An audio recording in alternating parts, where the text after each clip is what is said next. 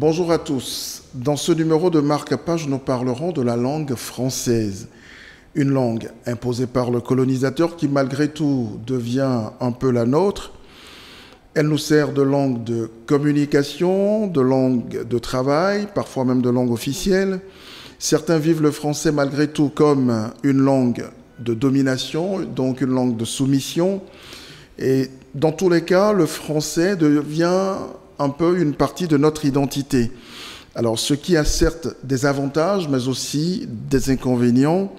Avec Dr Pierre Adou-Kouadio, linguiste, enseignant-chercheur à l'université Félix Houphouët-Boigny, nous parlerons donc du français parlé en Côte d'Ivoire.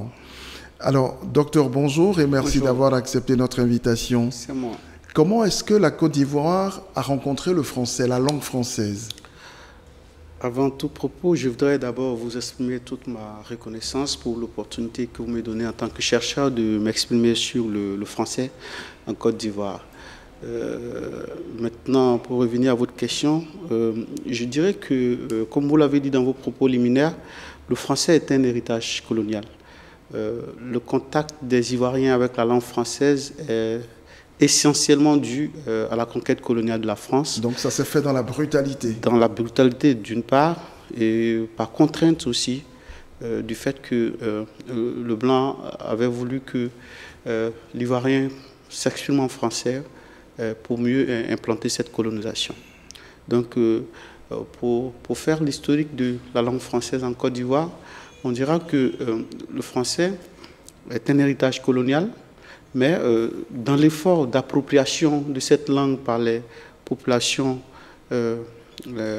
endogènes, ce français va connaître d'autres couleurs différentes du français de l'Hexagone. Très bien.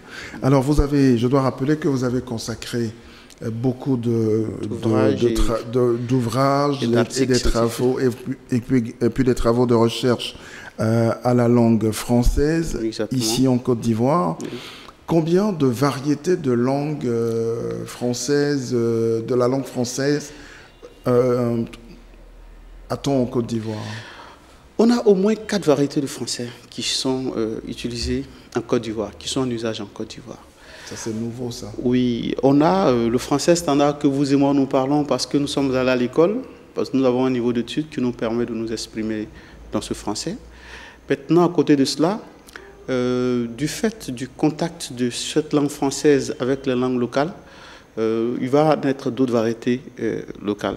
Notamment, la première variété qu'on a connue, sur laquelle il y a eu beaucoup de travaux, c'est le français populaire ivoirien.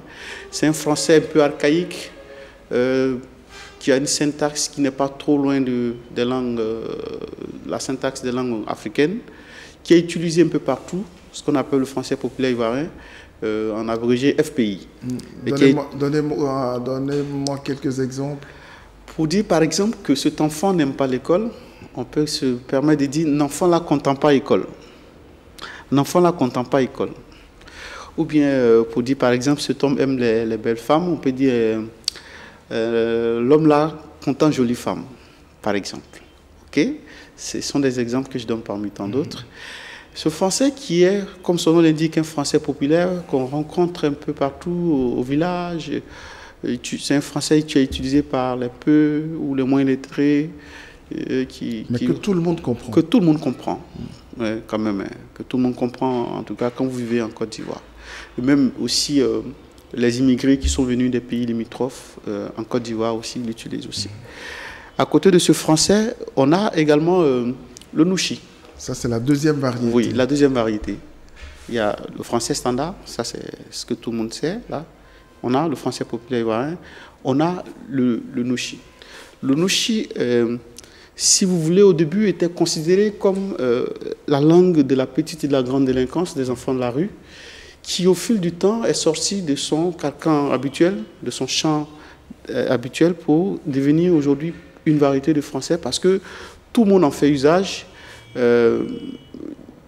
Des étudiants, les enfants de la rue, ceux qu'on appelle communément apprentis baka, ce qui fait qu'aujourd'hui, sa paternité est à la fois revendiquée par la petite et la grande délinquance, mais également par les élèves et étudiants.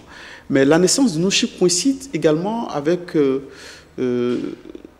la défaillance du système éducatif à la fin des années 80 et surtout au début des années 90, où l'école ivoirienne rejetait par dizaines de milliers des enfants qui n'ont pas pu aller à l'école, qui ont une connaissance plus ou moins de la langue française, qui ont en même temps aussi une connaissance des langues européennes, notamment l'anglais, l'espagnol, et aussi des connaissances des langues africaines, qui ont fait un mélange et qui leur a servi de moyen de ralliement dès le départ. Mais aujourd'hui, comme je vous l'ai dit tantôt, ce Nouchi n'est plus seulement l'apanage de ces jeunes-là, c'est tout le monde maintenant, la jeunesse urbaine notamment, et puis certaines presses locales. Vous allez voir que à travers toute la culture, toute la musique qui l'accompagne, aujourd'hui ce Nouchi est sorti même de la Côte d'Ivoire. Si vous arrivez au Bénin, au Sénégal, au Burkina Faso, au Mali, au Togo, vous allez trouver quelques mots qui sont au Cameroun même. Comme premier gaou. Comme premier gaou, comme le gars, comme lago. Et ça ne gêne aucunement la conversation. Et la troisième variété? Oui, la troisième variété locale, c'est le français ivoirien. C'est un français qui est... si vous n'êtes pas spécialiste, il vous sera très difficile de faire la différence entre ce français et le français standard. Parce que c'est un français qui ressemble beaucoup au français standard, mais c'est au niveau de la susceptibilité d'interprétation de ces énoncés-là qu'on arrive à faire la différence. Je vous donne un exemple. Quand vous dites, par exemple, je vais vous demander la route, quand vous voyez une telle phrase, syntaxiquement, la phrase est correcte. Tous les mots sont français, mais au niveau de l'interprétation sémantique, demander la route peut vouloir également demander une direction. Donc, c'est un français qui est, si vous voulez, c'est une forme d'une transposition des structures syntaxiques syntaxiques, sémantiques des langues ivoiriennes en français. Si vous voulez, j'aime souvent le dire, c'est nos langues que nous parlons en français. Alors, donc on parlait de ces différentes variétés de la langue française, mais comment sont-elles structurées en fait? Souvent, c'est par classe sociale, par niveau d'études, et l'usage qu'on en fait de ces variétés dépend du contexte, de l'enjeu et de la situation de communication. Vous pouvez voir un politique, par exemple, qui est bien instruit, qui a un niveau universitaire, qui a tort ou a raison est accusé d'être quelqu'un de la haute classe, mais qui, pour des enjeux politiques, dans son discours, peut orienter son discours par le Nouchi, parce qu'il s'adresse à des jeunes, il s'adresse à un public particulier. Si vous prenez le français populaire ivoirien, vous arrivez au marché, si vous permettez de vous exprimer dans un français policier comme le français standard, il vous sera difficile de faire passer le message. Donc, c'est selon le contexte, les enjeux, la situation de communication qu'on utilise l'un ou l'autre. Très bien. Est-ce que vous n'avez pas l'impression qu'il y aurait quand même une sorte de conflit entre le français académique et ces différentes variétés de français? Bien sûr, il y a un conflit. Même en France, le niveau de français baisse, ce qu'on dit à l'école. Parce qu'en fait, le français a été pendant longtemps une langue très conservatrice, alors que la langue se veut flexible. Une langue qui n'est pas flexible, qui ne permet pas l'enrichissement de son stock lexical au contact des autres langues, c'est une langue qui est appelée à mourir. Si vous voyez le latin a été longtemps rigide. À la longue, le latin est devenu, même le grec, ce sont des langues mortes aujourd'hui, qui sont des langues qui sont dans les vestiges. Mais aujourd'hui, quand vous prenez le français, la vitalité de la langue française dépend également des langues locales.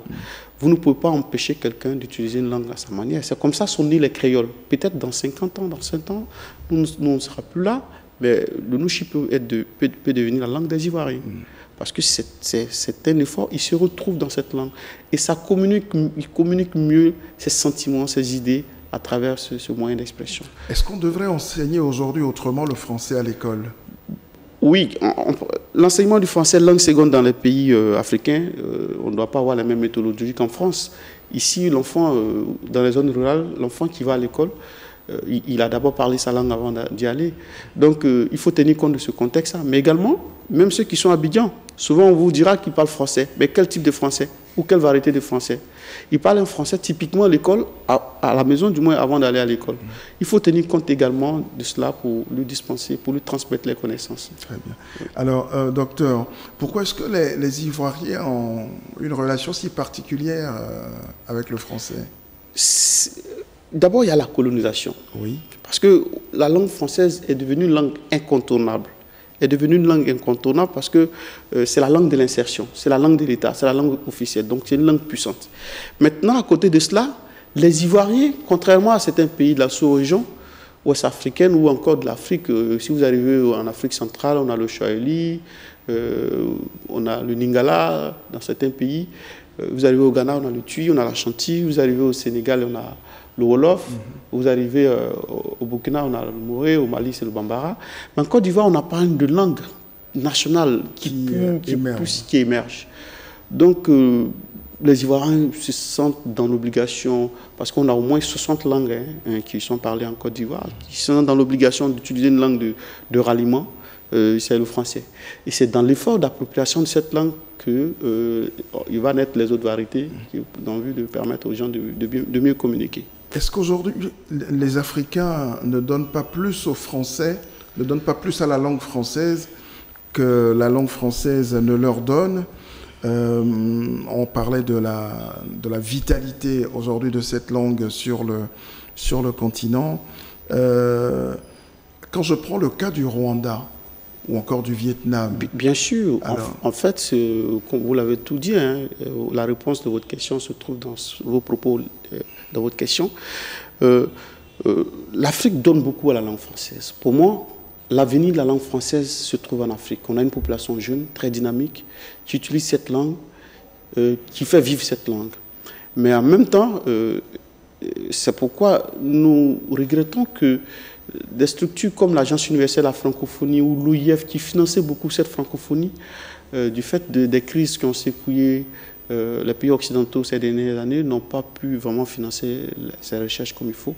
Mais il faut continuer de financer cette recherche-là au niveau de l'Afrique, parce qu'on en a besoin, comme je le dis, l'avenir de la langue française, c'est en Afrique. Alors justement, puisque vous dites que l'avenir de la langue française est en Afrique, c'est quoi aujourd'hui les enjeux pour la francophonie? Bien sûr, les enjeux pour la francophonie, c'est... Est-ce que c'est plus de recherche? C'est plus de recherche, c'est plus... je n'aime pas trop parler du terme d'assistance, c'est plus de coopération, c'est plus de... D'attention aussi, d'attention. C'est plus d'attention même de la langue, à l'évolution de la langue. Voilà. Pour ne même pas dire à l'évolution économique, parce que la langue accompagne le développement. La langue est un instrument de développement assez pertinent. Donc, ça me nécessite une attention vraiment particulière. Ok, docteur, merci. Je vous en prie. Merci de nous avoir parlé du français parlé en Côte d'Ivoire. Très bonne journée. C'est moi. Merci. À bientôt.